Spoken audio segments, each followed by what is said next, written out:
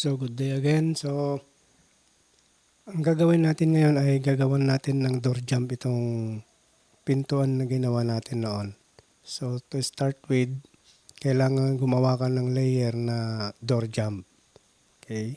So, bahala ka na kung ano yung ilalagay ninyong color.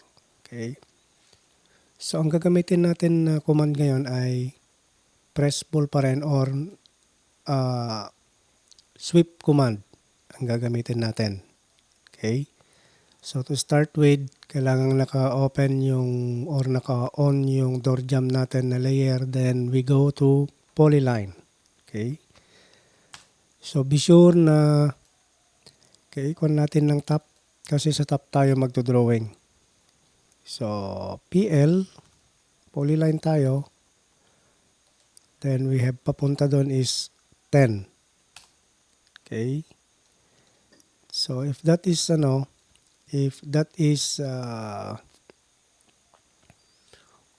so ito 60. Then we have 30. 40 ulit. Okay? 40. Then papunta doon. Then close. Okay? Now, i-off natin muna yung ating door, 3D door. So this time gagawa tayo ng path or yung daanan nung gagawin nating door jump. So on na lang natin yung default na 0 layer. Then we have PL ulit. Ito. So that is nakatap tayo. So kuan natin yan balik natin ng word. Okay? So PL kuan na lang natin ng front. Okay? So PL, this is 2,100 yung height ng ating then that is 1,000. Then pababa ulit na 2,100. Okay? Escape na tayo. Then this time, eto na yung here comes the magic.